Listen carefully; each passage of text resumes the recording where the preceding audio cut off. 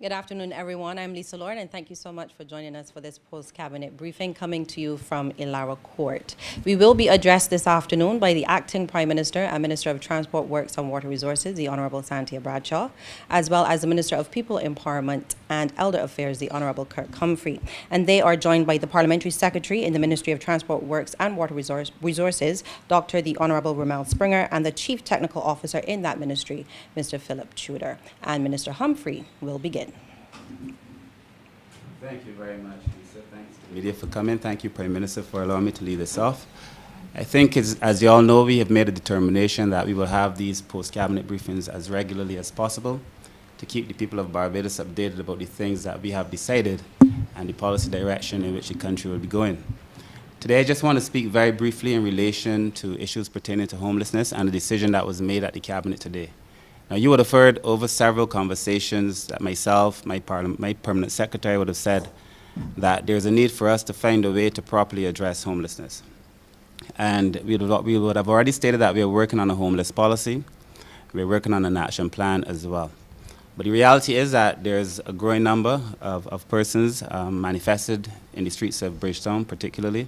And since we would have made the determination by the Treasury, then there was some concern about the persons in town. And of course, every now and then there are occurrences that catch the attention of the media that drive further conversation. The reality is that we have made a determination that we must address homelessness. In Barbados currently there are really 3 facilities that cater to homeless people. It is the Clyde Gollop Shelter for homeless men, and that caters now to 34 men. It's a 24-hour shelter. Men come and go as they please, but they're there to provide for themselves. They have to bring their own food and so on and so forth. We also have the Salvation Army Male Hostel and Feeding Center as well. And while that allows catering for 21 persons, I think there was a small fee as well. And then, of course, there's the Barbados Alliance to End Homelessness, which offers a much wider variety of services and caters to the various needs of persons who would be homeless and has the capacity to hold 90 persons. One of the challenges that we had is that the Alliance to End Homelessness can only have a person during the day because of cost constraints. So they operate, during the night for cost constraints. They operate from 6 p.m. to 6 a.m., which means that during the course of the day, persons who are homeless really have no facility. The other thing is that during the night time, it's probably not the best time for interventions, for counseling, medical interventions, and so on and so forth. These things are better delivered in the day. So for us to be able to adequately address the challenges facing homelessness and the homeless, we needed to have access to a homeless shelter. If you consider that in relation to what the Prime Minister has recently expressed and what I've expressed is the functioning and DNA of this government, which is that we will work with the third sector. We're going to work with the NGO community to be able to deliver this. You'd have seen it very recently in relation to our announcement with BARP, that we're going to be working with BARP to build facilities. It's not the first time we've been making that expression consistently. We just believe that the devolution of some of this responsibility to the NGO sector is the best way to deliver goods and services to the people who need them the most. So in this regard, we're going to be having a relationship with the Barbados Alliance to End Homelessness, and they have a capacity for 90 persons, which means that during the day, there are 90 available spots. And we will be partnering with them to be able to deliver this 24-hour homeless shelter. We believe that we will see immediately a reduction in terms of the persons in town if they agree. Because I want to make it very clear, this is not a case where we're going to be going and dragging men and women against their will into some institution, but if they agree. And at that facility, they will have access, of course, to the beds, but more importantly, we think, we will have access to nurses, doctors, counseling services, 3 meals a day, and so on and so forth. I think that when we do this, we are then able to treat homelessness in a much more holistic manner. We take the persons off the street, yes, but we are addressing the issues pertaining to their state of mind, which for a large part of the Barbadian homeless, it is in relation to mental illness and so on and so forth. So if we're going to have the capacity to address that, then we need to address it in all its different iterations. And this allows us to be able to do that. Of course, in partnering with the homeless shelter, I think as well that the government will save a significant amount of money. If we were to try to do this on our own easily, to cater to the number of persons that we think we can cater, it would easily cost the government several hundreds of thousands of dollars, easily, considering the way that things go. We also feel that we have to build on the expertise where the expertise exists. And there is no doubt that there is tremendous expertise in the Barbados Alliance to End Homelessness. So we will be partnering with them. But the operation doesn't end there. We've already had conversations with other persons in this space, persons who are offering feeding, for example, and we've said to them, we want to support you too. So to give them a little bit more financial wherewithal to go further, to be able to treat and to feed other people as well. So we believe that this will begin in the first day of October until the end of the financial year. The Alliance to End Homelessness already receives a subvention from the government to allow them to operate, but that subvention caters to the night operation. The additional monies that we're adding will cater to the day operation and will therefore allow us to treat to the issue in a much more holistic and a way that allows us to treat to the issue at the core. So, you know, we would have said we were going to deal with it, and I believe this is the beginning of how we're going to deal with it. Of course, there are a number of other interventions in relation to the policy we're developing, the action plan, and so on, the matters that we are going to discuss in relation, probably at another meeting, in relation to welfare, and how we're changing that to be able to properly deliver homes to persons who need homes. But it's going to be a very complex response. So I just wanted to give the public the assurance that the government is working to make sure that we treat the homelessness in the way that we said that we would. Thank you very much. Thank you so much, Minister. Thank you to members of the media and to those who are also joining me, Dr. Springer and Mr. Chuda, the Chief Technical Officer in the Ministry of Public Works. At the outset, let me just re-emphasize what Minister Humphrey has said, that this particular initiative is really the start of the works that have to be done in relation to homelessness. It is a very multidimensional approach that has to be taken.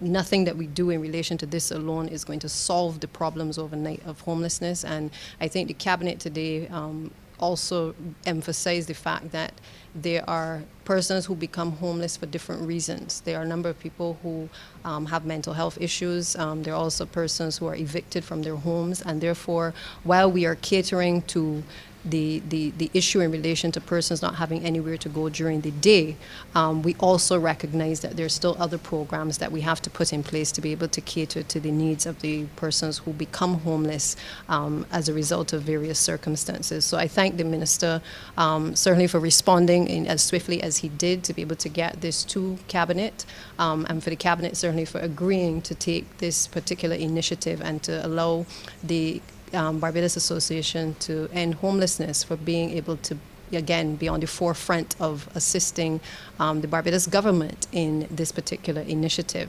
Now, I wanted as well this afternoon, let me just state, Prime Minister Motley, we ended Cabinet a few minutes ago. She is actually en route to Cuba for the G77 and China Summit of Heads of State and Government. Also then on to New York to attend the 78th session of the UN General Assembly in New York, and will be making her way back to Barbados around the 26th of this month.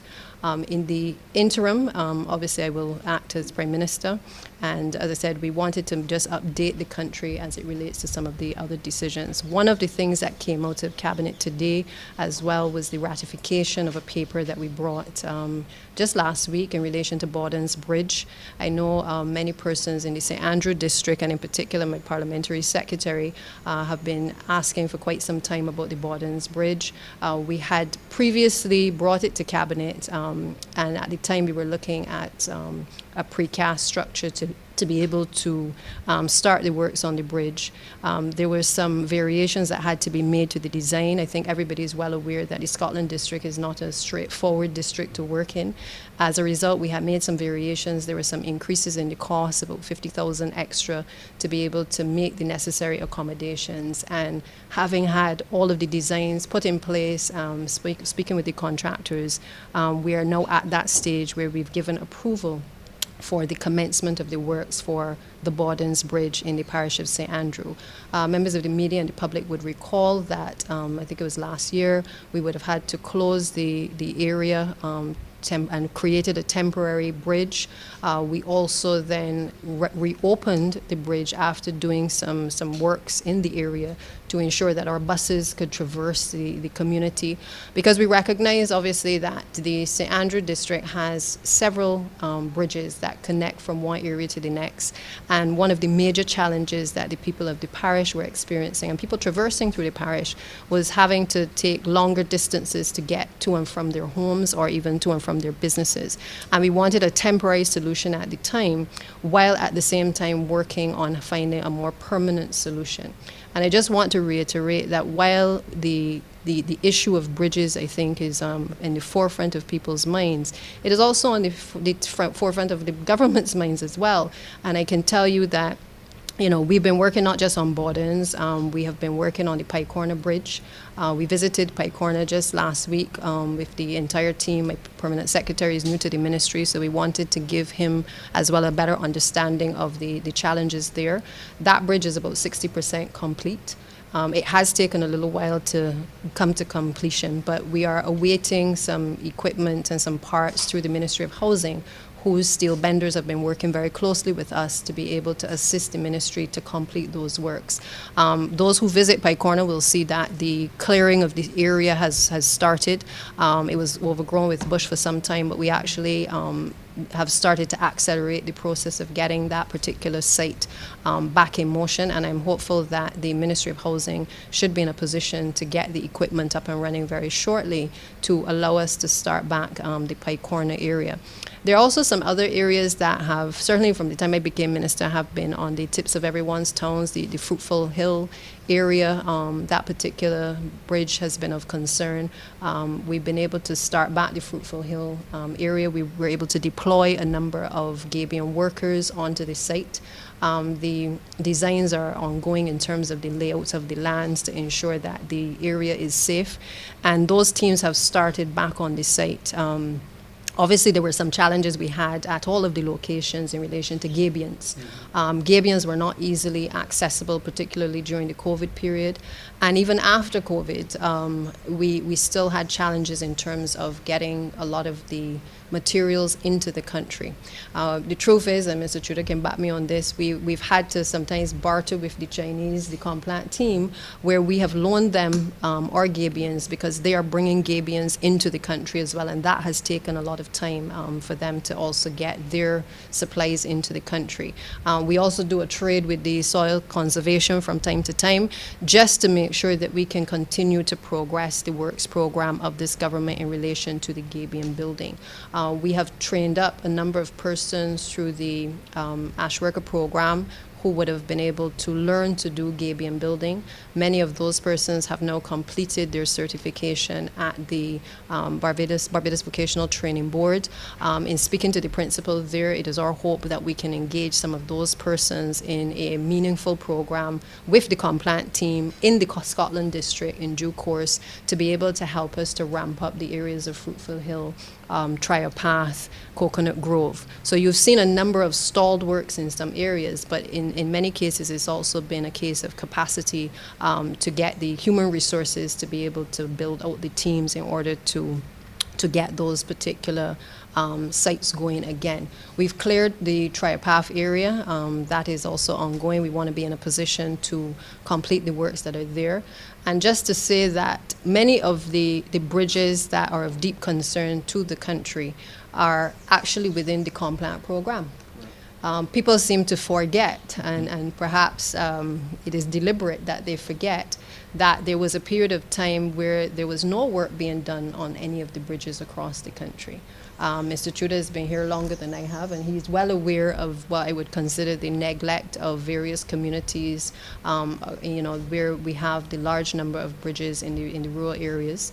And we were able to come to office and to engage in a loan agreement with the People's Republic of China to obtain financing of $230 million in order to be able to not just help with the rebuilding of our bridges, but also several roads within the Scotland district.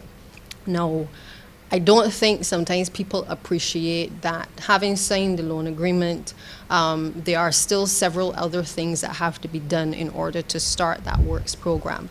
And we meet on a regular basis with the compliant team, with the contractors who work for the supervisory consultants who work for the ministry every Monday, actually, along with Mr. Chuda and the team at the ministry, to work through with the compliant team the geological studies that have to be done in the respective areas to ensure that we have the designs done on the various projects. While the Chinese will design what is necessary for the various areas, the team of supervisory consultants and the ministry staff have to also weigh in on that process. In that process, it means that we have to wait on other subcontractors because a number of the persons who are actually working with the compliant team are Barbadian contractors. They're Barbadian consultants, they're Barbadian surveyors, they're Barbadian persons who are working constantly to assist with this particular project. So I know that there is an anxiety that people have in terms of, you know, the frustration of not having the works completed as quickly as we would like. But I think that there needs to be an appreciation of the time that it takes to make sure that the designs are accurate. The Scotland district has a number of different soils. As a consequence, it is often very difficult to just, you know, as we would do in the city areas, just simply go and start construction of a road or even of a bridge. There are a number of tests that have to be done. And if you take the King Street area, while the investigative tests had been done initially, again, we encountered some slippage there, which led to all of the consultants coming back together in terms, as well as soil conservation, to be able to revisit and to do additional testing, because the persons in that area, the residents will tell you that this is not the first time that we've had issues in the King Street area, even when Barbadians have been engaged to be able to assist on and to build out the roads.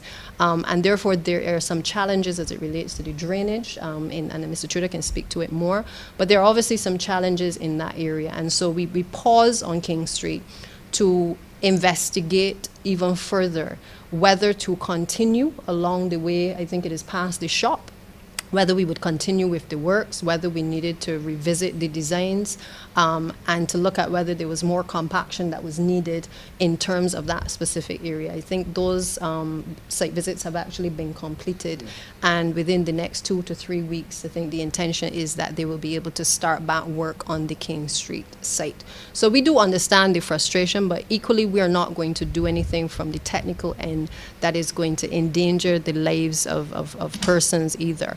The rain has not helped us, and let me just make that clear.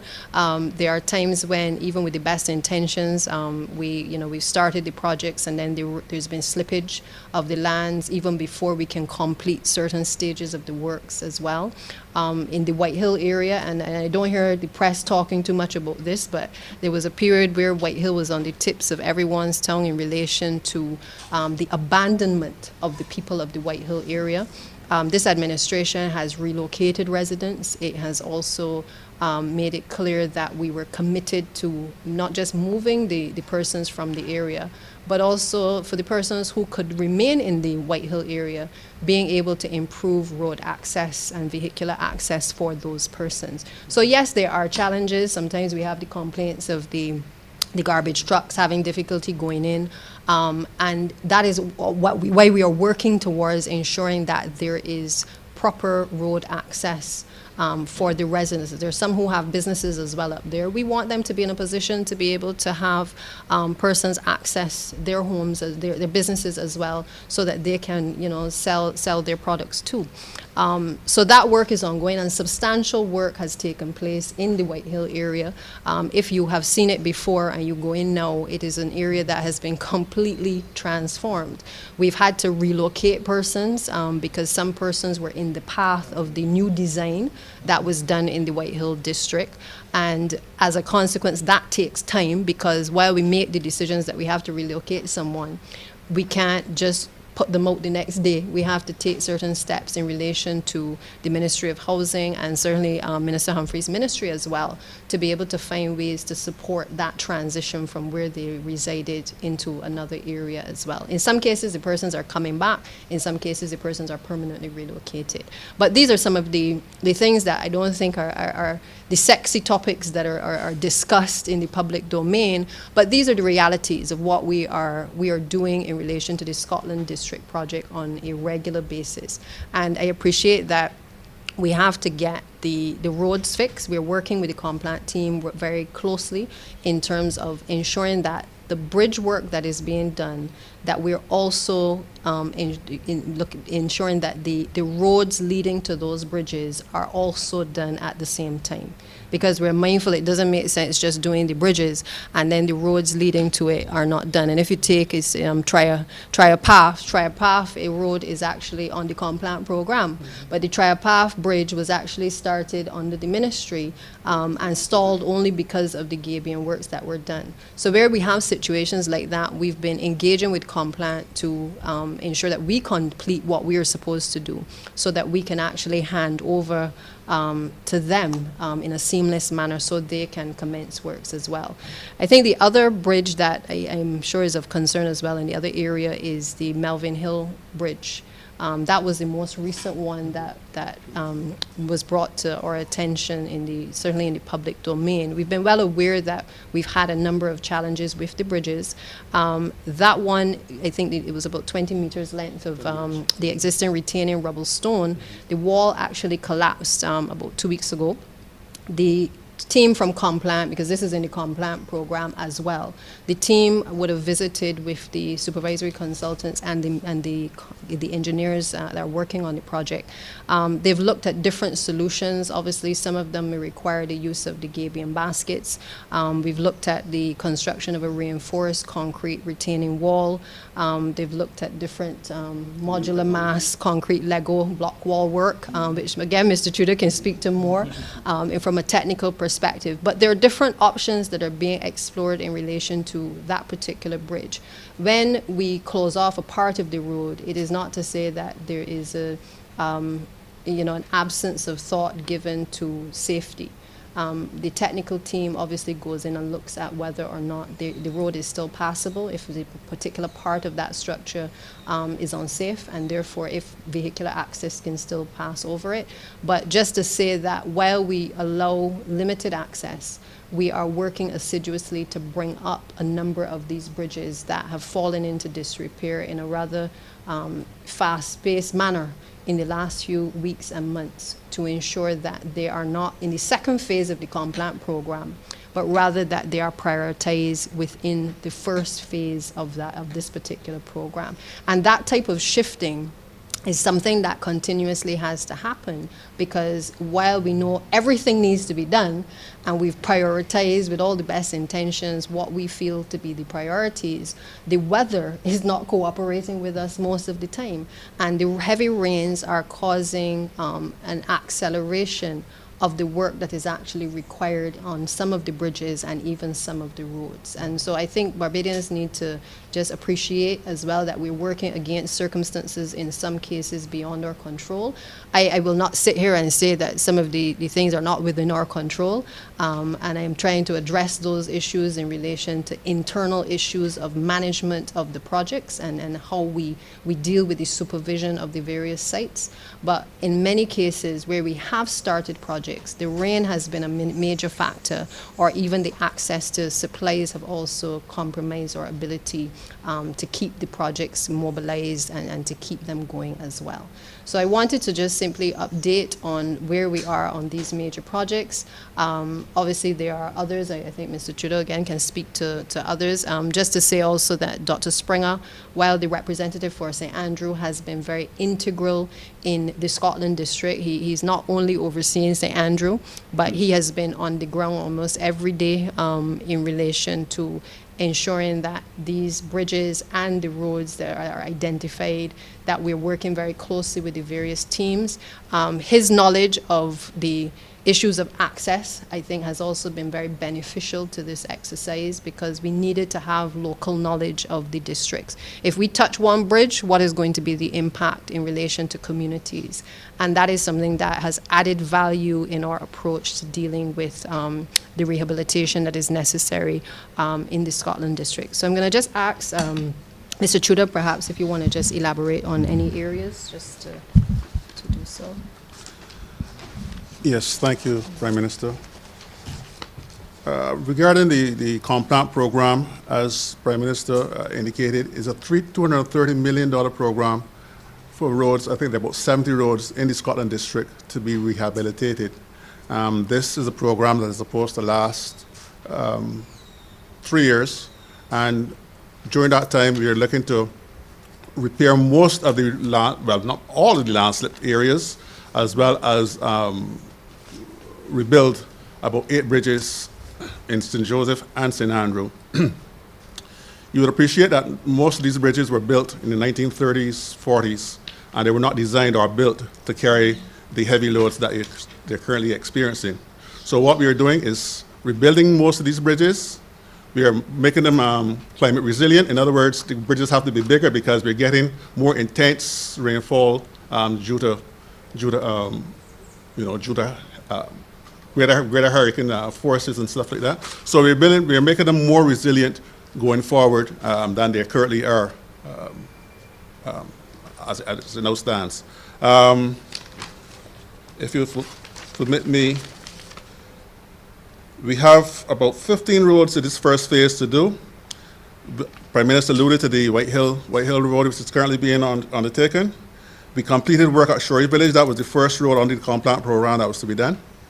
We're going to work on Ernie-Bourne Highway. IDB would have done a section of Ernie-Bourne Highway, but we're continuing from Barclays Park up to Cattle Wash, and also from the school, Alliance School, right, Alliance School to St. Andrew's Parish Church.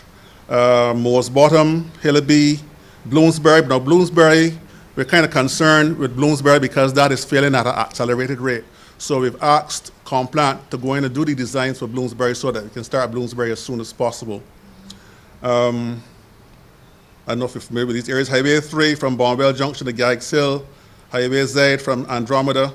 Now Andromeda to Garrix Hill is another one. We're doing Sugar Hill, Trail Path, King Street, St. Simon's. So all of these are roads that are priority number 1 on our list to be done. And the Complant engineers have started the preparatory work as far as the surveying, the land surveying, as well as the design work has also commenced. So you will see over next couple of months, most of these roads being undertaken. Right? Okay.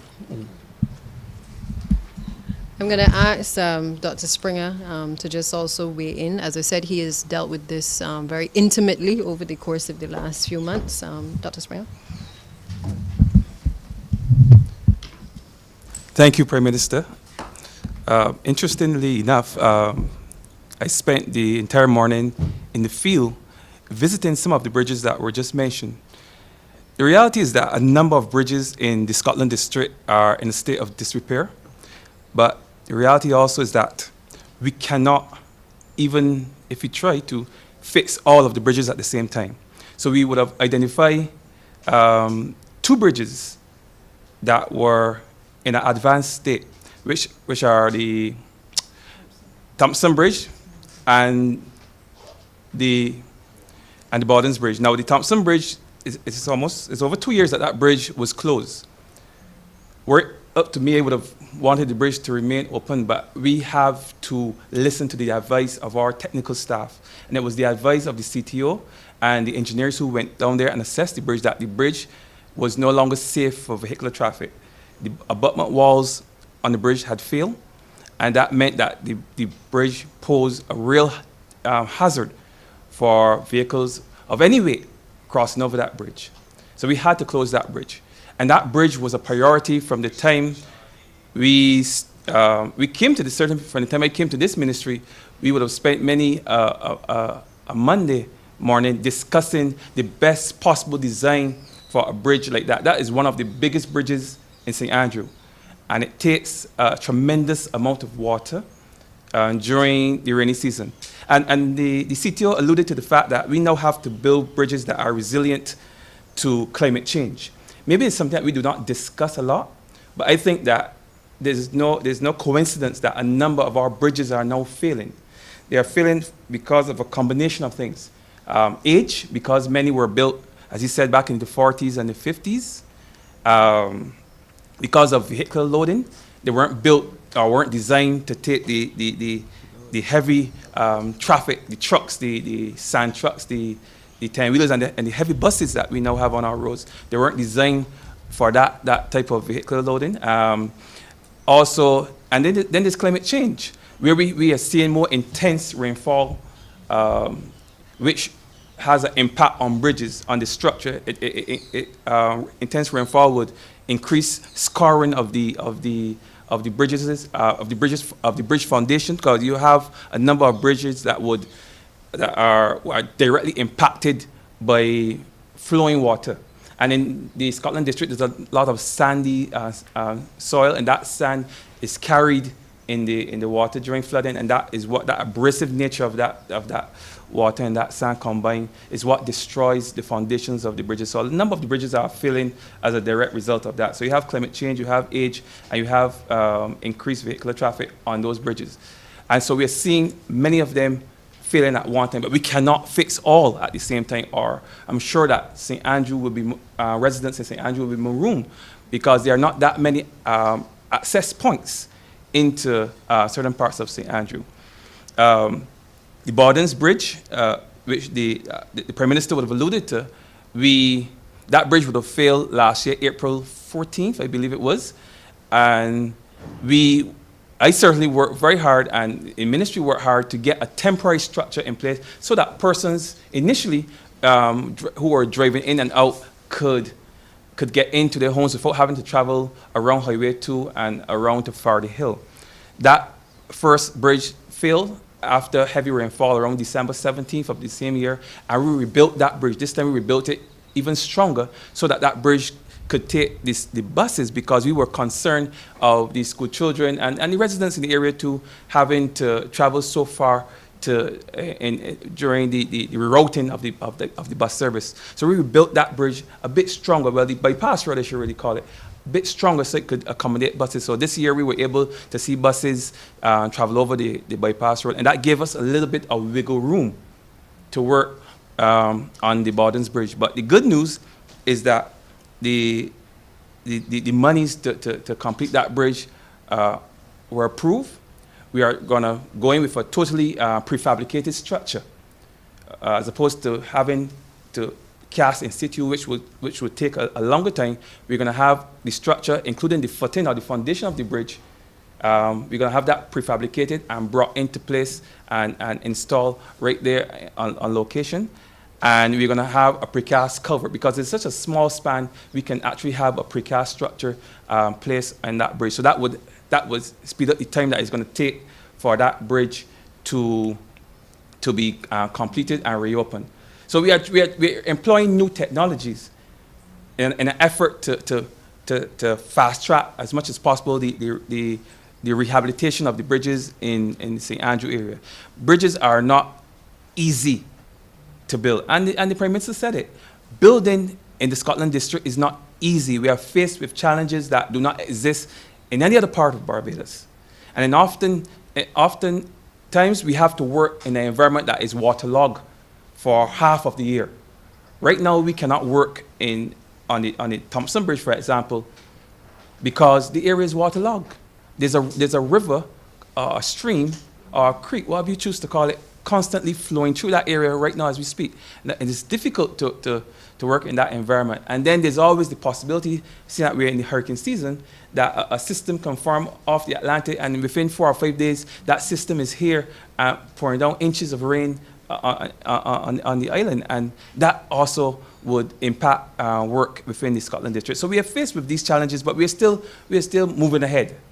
This time that we have, which some may call it as downtime as it relates to the major construction, we are using this opportunity to do some designing. We are designing a number of roads. I think we're probably close to 30 roads that are either in an advanced stage of designing, or they're being actually assessed by the consultants and are being worked on as we speak. So at least I would argue about 30. We're 10 initially that we started with, and we've probably added another 20 or so over the past couple of weeks. But we're working hard to ensure that access to persons in the Scotland area is as easy as possible. But just want to tell Barbados and tell persons in the St. Andrew area that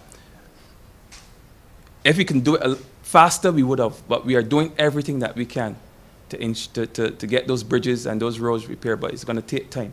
It's going to take time, and it's going to take serious management and sequencing of the work to ensure that as little disruption to persons entering in and out of the St. Andrew and Scotland district, as little disruption as possible is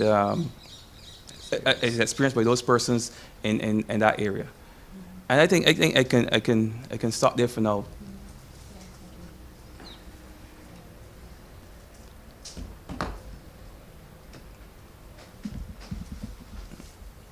Sorry.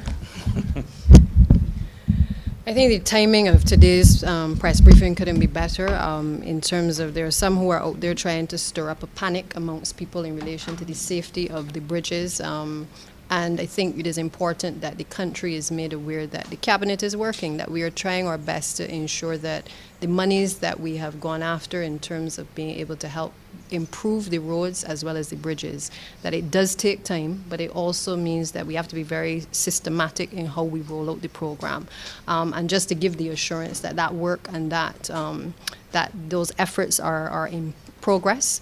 And I hope that over the course of the next few weeks, we can come back again and announce that we've completed and knocked off the key bridges, certainly to get the works program actually started as well. Just lastly, I wanted to mention another decision that was taken by the Cabinet of Barbados. I think most of you would be aware that during COVID, we would have engaged the services of persons to assist us within the schools, to act as school monitors. Those persons assisted us at a time when certainly the teaching profession needed to be able to have the necessary support to keep our children safe. I certainly, as then minister, saw many of them not just sanitizing the children's hands, but certainly becoming that support that a number of the kids needed. They were tying shoelaces, they were assisting in many different ways, and getting very close to the kids in terms of being confidants and persons that they respected as well. We feel that despite the petering off of COVID, I don't think it's completely left us, but as a cabinet, we recognize the work that some of them have done. We also recognize that some of them during the period were inspired to go and take up courses in childcare.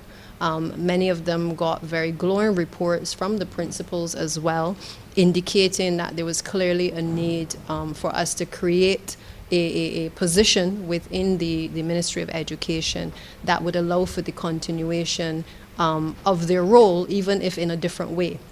As a consequence, the Cabinet has agreed that those 220 monitors that were deployed across the nursery, the primary, and the special needs institutions of this country, that those persons will now transition to a position referred to as a school assistant. I believe the Ministry of Education has given them an option if they wish to continue. They're going to be at the same level as the nursery assistants. There's also provision for training to be done as well for these individuals in basic child care, because despite some having already engaged in basic child care on their own, we feel it is necessary that we create an ethos within the educational system where persons who are definitely interested will be able to support teachers within the classroom, but also generally within the school environment. And so we want them to help to continue to promote those personal but also interpersonal habits amongst our children, to assist the teachers with routine matters relating to education. We want them to help prepare the classrooms. In many cases, you have to break down classrooms and move to another class sometimes, so they will be there to assist with those types of functions. To supervise children when they arrive on mornings. There are some schools that have programs already to supervise students as they come in. But again, these monitors would have been there from very early in the morning previously, and our hope is that they can assist both with the pre-supervision but also with the after-school supervision as well.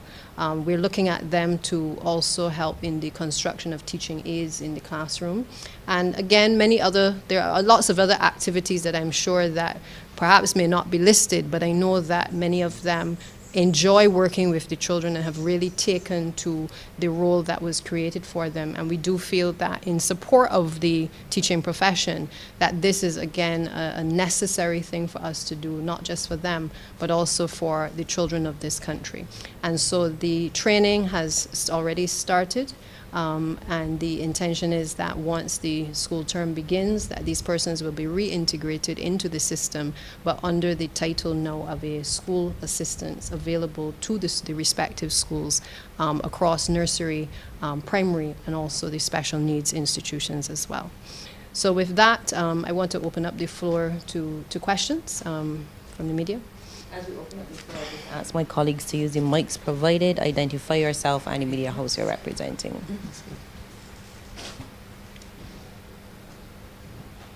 Should be all married. First question for you, Minister Humphrey. With regard to the project that you spoke about at the top of the conversation, the 24-hour shelter, can you speak to us about human resource capital?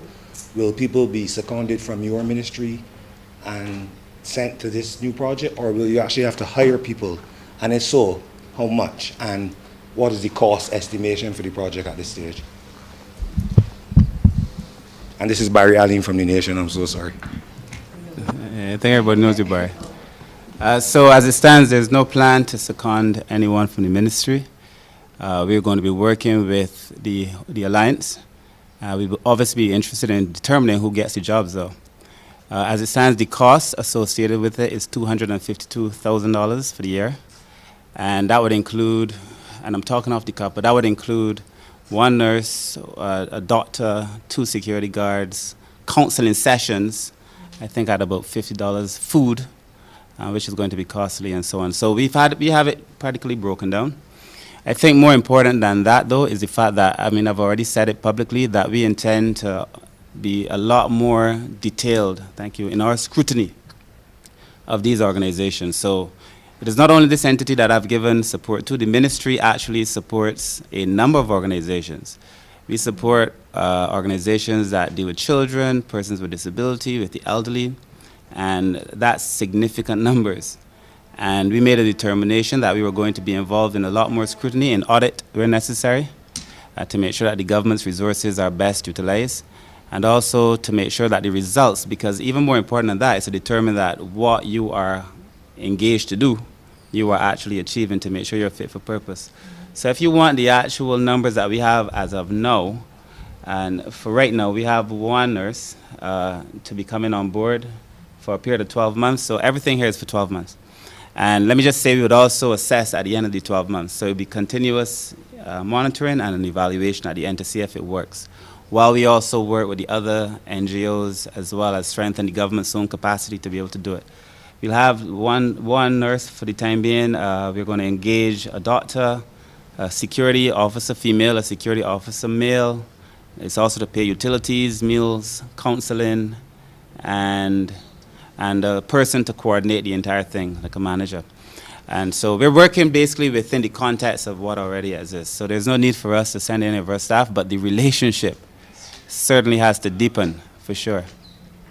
And one question for Mr. Tudor, the Chief Technical Officer.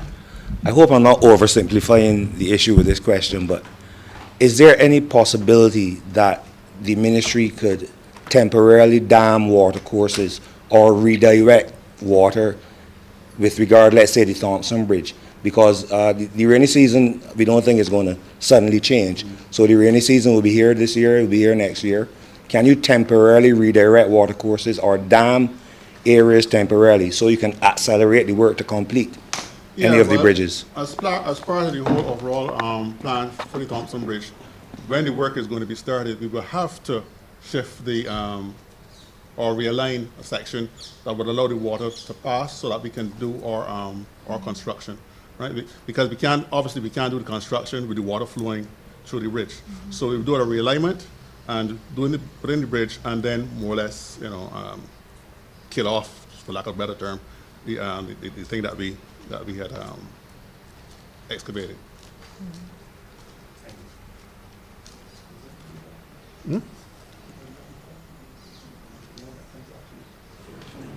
Katrina King from Loop News. My question is for Minister Humphrey. Earlier this year, the Alliance to End Homelessness would have spoken about their fundraising effort to purchase the building. They needed $700,000 more. Will government be contributing to this fundraising effort, given that you guys are expanding your operations? Well, we don't have any immediate plans to contribute directly to the fund. But I do think that the work that the organization is doing deserves some support. I also feel, as I expressed in Parliament on Tuesday, that there's a large part of social responsibility associated with traditional corporate practice across the world that I would like to see more of in Barbados. In the whole scheme of things, $700,000 is not, when you look at what private sector agencies are doing, is not a whole lot of money. And I do think that if we are able to engage the private sector, because the thing is this, people tend to look at problems in silos, right? There's a homeless problem, it's the government's problem. And there's a homeless problem in town where the private sector predominantly operates, but it's a government's problem. And I don't think so. I think it's everybody's issue. I think it's an issue for families, I think it's an issue for communities, and it is certainly an issue for corporate Barbados. And so I would just use this opportunity to make a call to help support the CRAI to be able to get such a building. We also have plans. We've just spent about, I think, almost $2 million to renovate the Vauxhall Senior Citizens Home. That will be reopening officially in November. We've also completely redone the Lancaster Village as well, and that should open next month. And then we're going to be fixing the Claygollett shelter. So within the context of the government, we're also making plans to do our own capital works as well. This question is also for Minister Humphrey. In terms of graduating from the state of homelessness, I remember years ago the welfare had a welfare to work program where you wanted to, fully rehabilitate individuals so that they can help themselves, because it's a revolving door. Things happen to everyone in life. In terms now of the level of vagrancy and homelessness, has the cabinet examined the issue of maybe perhaps villages with the separate units, like how, say, you have in the housing areas, etc.? Have you explored an option like that with either urban or rural in terms of having a quick fix to some of these issues, especially in terms of like fire victims, if, landlords throw out in the dead of the night? Have you looked at that perhaps as a longer term option? That's a lot of issues roll into one question there, Wendy. That's a very complex question, and it's a very complex issue. So directly in relation to homelessness, the issue around homelessness, yes, housing is a big part of it, but a lot of it is not a housing problem. A number of persons who are on the street have accompanying issues, mental health issues, serious drug issues, other psychiatric issues that need attending to. And sometimes to create separate facilities will not address the main problem. The other thing is, as I said earlier, I don't think the idea of continuing to build things to cater to people and separate them is the way we should be going. There are two movements that are well recognized now. One is integration. You hear us talk about it in relation to persons with disabilities and in relation to the elderly. We want to be able to integrate people and not necessarily segregate people. That's the first thing. And then the other thing is we have been very focused on this idea of caring in place where possible, so that instead of taking people out of their familiar, you work with them in situ where they are, and to be able to address their issues holistically where they are. The child protection legislation, if you look at it, a lot of it speaks actually to being able to work with families, because the ministry now has a family orientation. And on to one of your other questions, the ministry is moving from having welfare, child care board, national assistance board, and national disabilities unit to create a Department of Family Services. And in that work, we are extremely advanced. And one of the areas in there, whether we choose it as a directorate, which means it would have serious autonomy, or whether it is one of the smaller components, will be, instead of calling it welfare to work, it's now called developmental services. And the developmental service will be a kind of a cross-cutting idea, so that from the time a person comes into the system, then you're working toward reintegration, as opposed to moving in a linear fashion where you get welfare, you get the assistance, you get the grant, you get the food, you know, step to step to step, then you get training, then you get a job.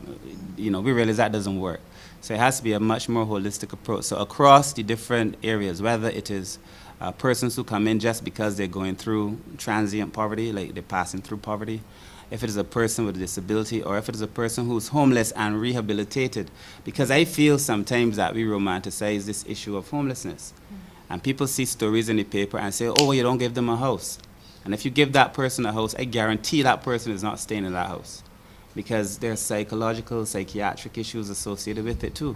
So there's a need for counseling. That is why the paper that we brought to Cabinet, which speaks to the overarching kind of holistic approach of training and counseling, is going to be critical.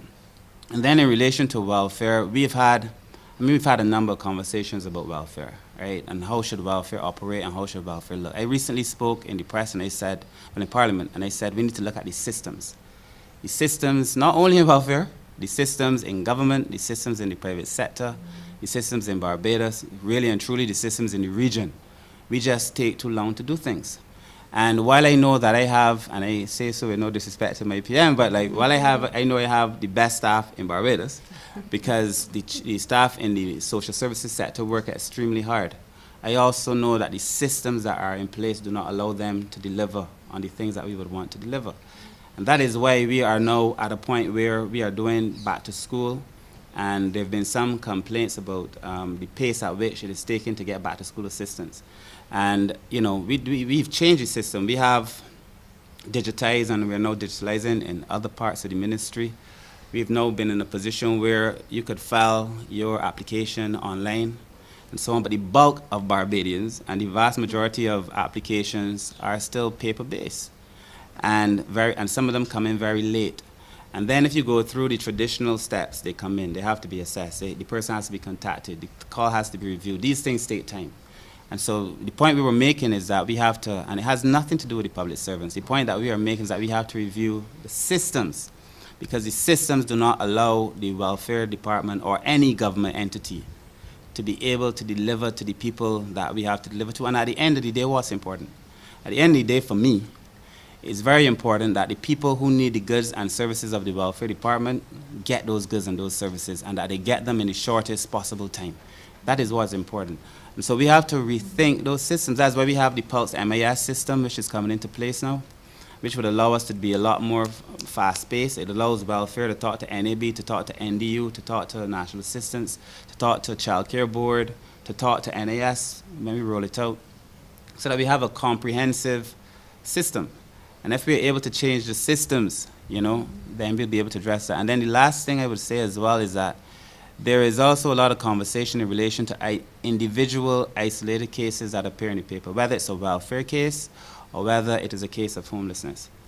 And while we treat to the individual and we respond oftentimes to the press because questions are asked, a lot of these things, as is indicated in your question, Wendy, are so complex that they require a whole range of interventions. And sometimes it is not in the person's best interest to have all of these issues ventilated in the public in a way that the public finds enjoyable, but that is really detrimental to the person's development.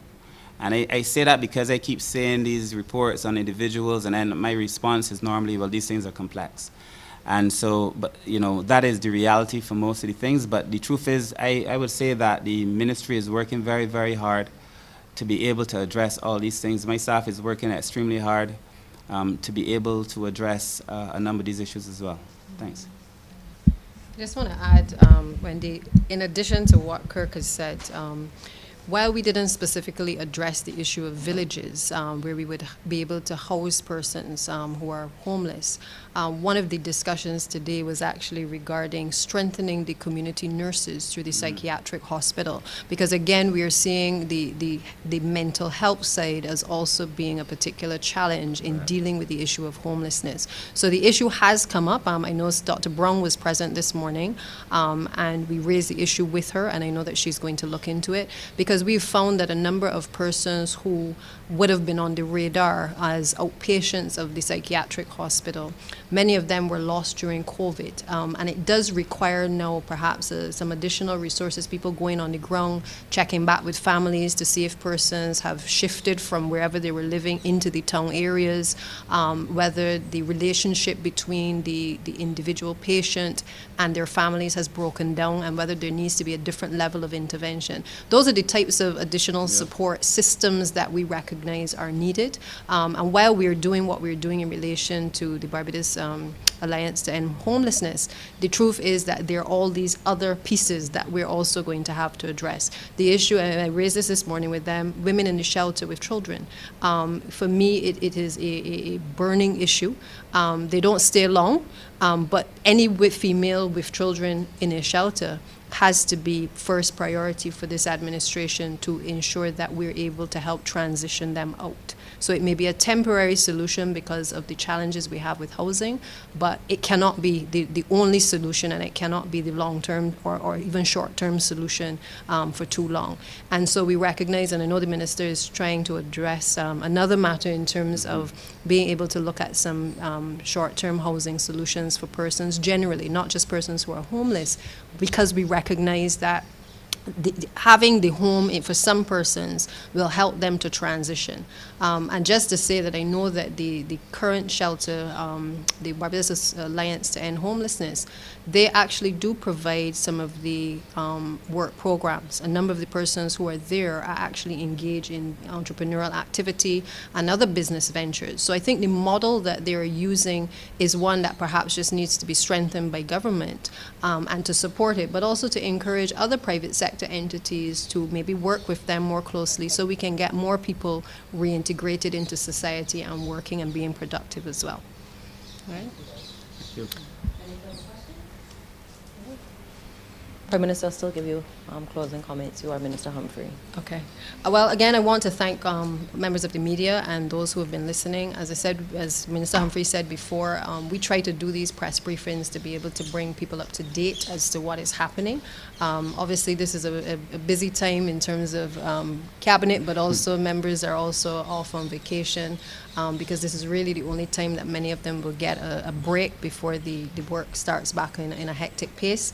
But nonetheless, there are a few issues that obviously have a number of social implications for residents across the country that we felt very strongly that we needed to update on. And some of those have been hitting the headlines recently in terms of homelessness that is impacting all of us across communities, and we really did feel that it was necessary to touch that, as well as with the going back to school to be able to allow both the former school monitors who will now be school assistants to allay those fears that they will be making the transition, and certainly the concerns of the general public as to what will happen when this term begins, and also to address the pressing concerns as it relates to our bridges and bridge repair programs, but in particular to make the announcement as it relates to Borden's Bridge, and to give the commitment that while we've started with this, there's a lot of ongoing work as it relates to all of the other programs within the Scotland district that again we invite the public to just be patient, and we'll keep updating as it relates to the progress of those works as well.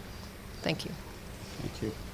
Thank you very much. That was the Acting Prime Minister and Minister of, it has escaped me, Minister of Transport, Works and Water Resources, the Honourable Sadia Bradshaw, as well as the Minister of People Empowerment and Elder Affairs, the Honourable Kirk Humphrey. We also heard from the Parliamentary Secretary in the Ministry of Transport, Works and Water Resources, the Honourable Ramel Springer, as well as the Acting Chief Technical Officer in that ministry, Mr. Philip Tudor. I'm Lisa Lord. Thank you so much for joining us. Good afternoon.